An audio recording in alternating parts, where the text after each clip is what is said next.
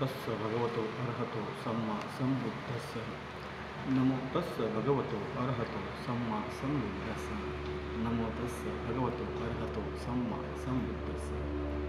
मित्रांनो, आपण इयत्ता 8वी 9वी 10वी यांचे जे पाली पुस्तक आहे या पुस्तकांच्या आधारावरती काही व्हिडिओ मुलांसाठी, विद्यार्थ्यांसाठी, तसंच त्यांच्या पालकांसाठी, इतर आपले जे शिक्षक, आपले जे आपला जो परिवारातले जे इतर जे पाली भाषेच्या अभ्यासासाठी जो इच्छुक आहे त्यांच्यासाठी काही शैक्षणिक व्हिडिओ बनवत आहोत. तर त्यामधलाच आज आपली इयत्ता 10वीमधला 4था धडा आहे पच्चुपकार कथा. ह्या धड्याचं तुम्हाला हे धडा कुठे भेटेल की पाली सुगंधवाणी इयत्ता 10वीचं पुस्तक आहे. त्यामध्ये 4था पाठ पच्चुपकार कथा आहे. ही कथा जातक अठ्ठकथेतली आहे. आपल्या सगळ्यांना माहिती आहे की म्हणजे आपलं पूर्ण मागच्या काही व्हिडिओमध्ये आपण ऐकलं आहे की त्रिपिटकाचं पाली साहित्याचे 2 भाग पडतात. एक त्रिपिटक साहित्य, एक अनुपिटक साहित्य. त्रिपिटक साहित्यामध्ये काय काय येतं? विनय, सुत्त आणि अभिधम्म हे विनयपिटक आहेत. आणि अनुपिटक साहित्यामध्ये अठ्ठकथा, टीका, अनुटीका येते. आता अठ्ठकथा, टीका, अनुटीका म्हणजे काय की जे काही त्रिपिटकात आहे त्यांच्यावरती कॉमेंट्री म्हणजे ते थोडंफार विश्लेषण करून सांगण्यात येतं, ते म्हणजे अठ्ठकथा. उदाहरणार्थ ही कथा आहे जातकातली, तर ही कसं असणार आपण ओळखणार की सुत्तपिटकातले 5 ग्रंथ, 5 ग्रंथातलं शेवटचा ग्रंथ सुत्तपिटक, हे 15 पाठ, हे 15 भागातले हे जातक आहे. त्यामध्ये कसं असतं की छोटीशी गाथा असते, एक छोटी गाथा असते 2-3 ओळींची, ती एक्सप्लेन केली जातं अठ्ठकथेमध्ये. म्हणजे त्रिपिटक साहित्यावरती जे लिहिणं गेलं आहे ते अठ्ठकथा आहे.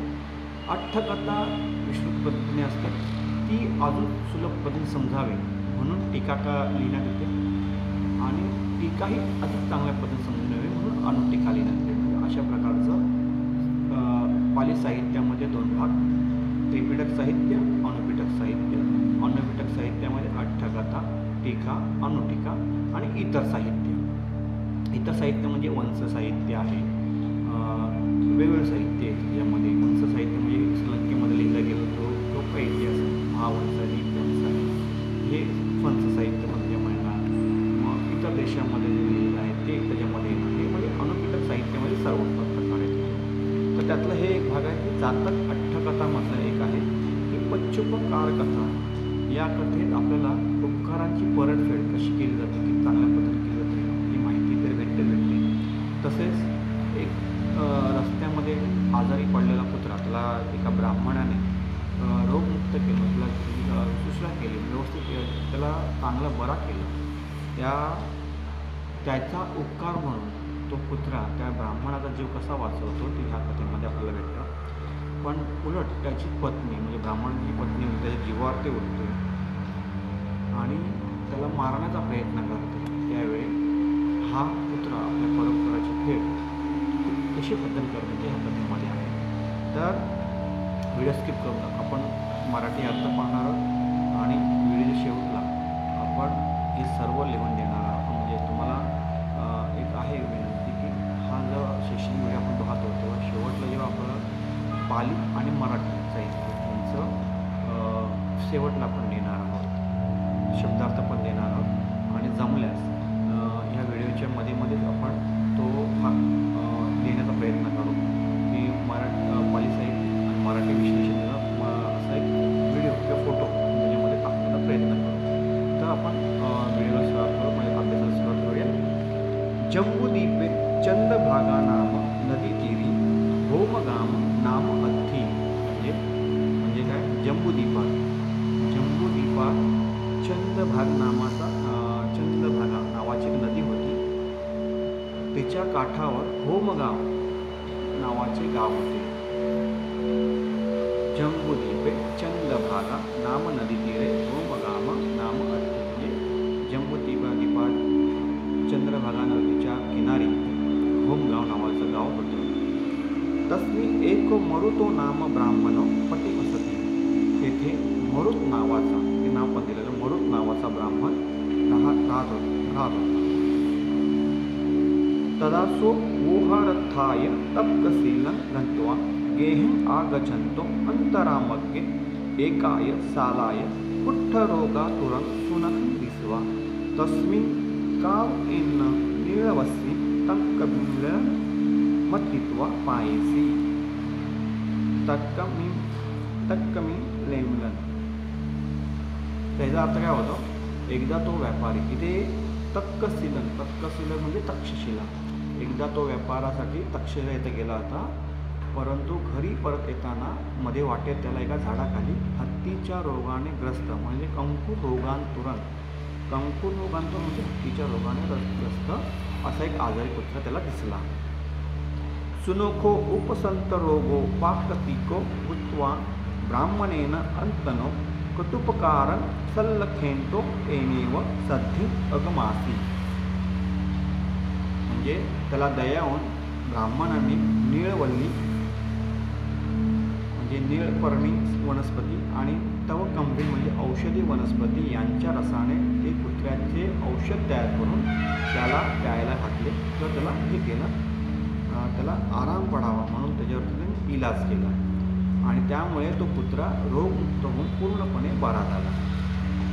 अपरभागे ब्राह्मणस्य भरिया गब्ब पटिलब्धी ताय विजायन काले दारको तिरियं पतित्वा अंतो गब्बे एव मतो. यामध्ये काय लिहिलं आहे की त्याच्या आधी काय झालं, अंतो गब्बे अगमासी म्हणजे हे पुढचं आलेलं आहे. त्याच्यामध्ये काय, सुनको उपसंत रोगो पाकतिको भूत्वा ब्राह्मणेन अत्तनो कटुपकार सल्लखेंतु तेनेव सद्धिं अगमासी. सद्धिं इथे आलं आहे म्हणजे कुठली विभक्ती तुम्ही ओळखायची आहे, ते ज्यांना ओळखता त्यांनी कमेंटमध्ये टाकायचं आहे की हे उपकार लक्षात ठेवून तो कुत्रा त्या ब्राह्मणावर धावू लागला. अपरभागे ब्राह्मणस्य भरिया गब्ब पटिलभी ताय विजायन काले दारको तिरियं पतित्वा अंतो गब्भे एव मतो. म्हणजे काही काळाने त्या ब्राह्मणाच्या पत्नीला गर्भ राहिला, मात्र प्रसूतीच्या वेळी मुलगा उलटा जन्म घेत होता आणि तो गर्भाशयातच मरण पावला. इथे ट्रॅजेडी सांगितली त्याच्यामध्ये. अपरभागे ब्राह्मणस्य भरिया गब्भ पटिलभीं ताय विजायन काले दारको तिरियं पतित्वा अंतो गब्भे एव मतो. म्हणजे काही काळाने त्या ब्राह्मणाच्या पत्नीला गर्भ राहिला, पण तो प्रसूतीच्या वेळीच तो मुलगा उलटा जन्म घेत होता आणि तो गर्भाशयातून मरण पावला. तदातं सत्थेन खंडाखंडिकं छिंदित्वा निहिरंसु. तेव्हा त्याचा मृतदेह तुकडे तुकडे करून बाहेर काढण्यात आला. अथ ब्राह्मणो तं दिस्वा निपन्न अदयो वरावासं पहाय इसी पब्बजित्वा अरण्ये विहरती. हे पाहून ब्राह्मण फार दुःखी झाला. त्याने त्याचे मन गृहस्थाश्रमातून निसंग झाले, विरक्त झाले आणि त्याने घर सोडून तपस्वी जीवन स्वीकारले. म्हणजे त्यानं ते हे सगळं पाहिलं, मुलगाचं तुकडे तुकडे करून. म्हणजे त्यावेळेचं विज्ञान किती प्रगत होतं हे याच्यावर दिसतं आपल्याला. आपल्या सर्वांना माहिती आहे की युद्ध काळामध्ये जीवक नावाचे एक मोठे वैद्य होऊन गेले. त्यांनी त्या काळामध्ये डोक्याचे म्हणजे इकडचं कवटी फोडून आतमधला ऑपरेशन त्यावेळी त्यांनी केलं होतं. तर त्यावेळेचा तो जीवक वैद्य किती महान वैद्य होता. आजच्या शब्दामध्ये डॉक्टर म्हणू शकतो आपण त्याला. आज प्रगत विज्ञान आहे, पण त्यावेळी एवढं प्रगत विज्ञान नव्हतं. सायन्स म्हणजे आता जे इक्विपमेंट भेटतात, पण त्या व्यक्तीने त्या युद्ध काळामध्ये ते सर्व केलेलं आहे. सोबतच भगवान बुद्धांना पण वैश्याचे गुरु मानतात. वैश्याचे म्हणजे आजारांचे जे म्हणजे जे उपचार करतात ते आहेत वैद्य, खूप मोठे गुरु. वैश्याचे म्हणजे आजार आहे प्रकार रोगांचे आजारांचे मुक्तदाते म्हणजे वैश्याचे गुरु. अशा प्रकारे त्यांचं उल्लेखही भगवान बुद्धांनी केला होता. तर हे इथे आपल्याला भेटतं की अर्थ ब्राह्मणत्वं दिसवा म्हणजे सदातं सत्थेन खंडाखंडिकं छिंदित्वा निहिरंसु. म्हणजे तुकडे तुकडे करून त्याला बाहेर काढण्यात आले. अत ब्राह्मणोतं दिस्वा निपन्न हदयो वरावासं पहाय इसी पब्बजित्वा आरण्य विहरती. हे ते पाहून सर्व पाहून त्याला तो दुःखी झाला. त्याचे मन गृहस्थातून विसन्न झाले किंवा विरक्त झाले आणि त्याने घर सोडून तपस्वीने स्वीकारले. तो आता ऋषी म्हणून वनात राहू लागला. अशा प्रकारचे तपस्वी ऋषी म्हणून तो राहू लागला. अतस्स भरिया त्या दरम्यान त्याची बायको अय्येन सद्धी संवसंती अयं मग पहाय पप्पजितो ती ब्राह्मण पदुत्चित्ता वो ब्राह्मण मारहिती सामिकेन संधी म्हणतेसी तेसन मंतनं सुनको सुतवा ब्राह्मणेन संधी चरती. आता इथे ट्विस्ट आलेला आहे. अतस्स भरिया अय्येन संधी संवसंती दरम्यान त्याची पत्नी म्हणजे त्या मरुत नावाच्या ब्राह्मणाची पत्नी जो आता गृहस्थासून सोडून तपस्वी म्हणून वनामध्ये ऋषी म्हणून तो होऊ लागला. तेव्हा त्याची बायको त्याची बायको दुसऱ्या एका पुरुषावर व्हायला लागली. अय्येन सद्धी संवसंती दुसऱ्याबरोबर होऊ लागली. तिला वाटले की अयन संवसंती अयन मग पहाय पप्पजितो की हा ब्राह्मण मला सोडून तपस्वी संन्यास झाला. ती ब्राह्मण पडतो ती ब्राह्मणे पदुत्थ चित्तितो तो हो ब्राह्मण मारहिती सामिकेन संधी म्हणतेसी. म्हणजे तिला वाटलं की हा ब्राह्मण मला सोडून संन्यास झाला म्हणून मी दुसऱ्यावर राहत आहे, यात काही चुकीचं नाही असं तिला वाटू लागलं. मात्र तिच्या मनामध्ये त्या ब्राह्मणाबद्दल द्वेष निर्माण झाला. तिने त्या दुसऱ्या पुरुषाला सांगितलं हो ब्राह्मण मारहिती सामिकेन संधी म्हणतेसी. म्हणजे तिच्या मनामध्ये त्या ब्राह्मणाबद्दल द्वेष निर्माण झाला. तिने त्या दुसऱ्या पुरुषाला सांगितलं या ब्राह्मणाला मारून टाक. तिथे ती सरळ सांगते की त्या ब्राह्मणाला मारून टाक. ते संमंतनं सुनको सुतवा ब्राह्मणेन संधी चरती. आणि हा कट कुत्र्याने ऐकला. ते संमंतन सुनको म्हणजे कुत्रा. हा कट कुत्र्याने ऐकला त्यामुळे तो ब्राह्मणाच्या सोबत त्याच्या ऋषी झाला होता त्याच्यावर तो राहू लागला. त्याच्या सुरक्षिततेला अथेक दिवसंत सामिको तापसं मारिसामी किं धनुकलापं गहित्वा निखमी. एका दिवशी त्या पुरुषाने ठरवले मी आता त्या तपस्याला ठारच मारेल आणि आपलं धनुष्य घेऊन तो निघाला. म्हणजे अथेक दिवसं तस्सा सामिको तापसं मारिसामी ती धनुकलापं गहित्वा निखमी. मी त्या ब्राह्मणाला मारणार म्हणून आज मारणारच त्याला कसं करून कसंही करून त्याला मारणारच असं ठरवून त्याने आपलं धनुष्य बांधून तो निघाला. तदा तापसो फलाफल खाय अरण्यं गतो. तेव्हा तो ब्राह्मण फळं खाण्यासाठी म्हणजे आपलं काही खाण्यासाठी वस्तू आणण्यासाठी तो अरण्यात वनामध्ये गेला होता. सुनको अस्समे एवं ओही आणि पुत्रा आश्रमात राहिला होता. त्याचं त्यांची छोटीशी कुटी बांधली होती. त्या कुटीमध्ये तो पुत्रा राहिला होता.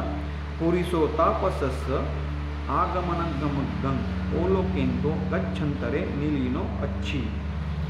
म्हणजे तो पुरुष झाडामागे लपून बसला आणि तपस्व्याचा परत येण्याची वाट पाहू लागला. तो त्या ब्राह्मणीचा जो त्याने ज्याबरोबर राहत होता त्याला मारण्यासाठी तो आला होता. तो तपस्व्याचा म्हणजे ऋषीचा वाट पाहण्यासाठी एका झाडामागे लपून बसला.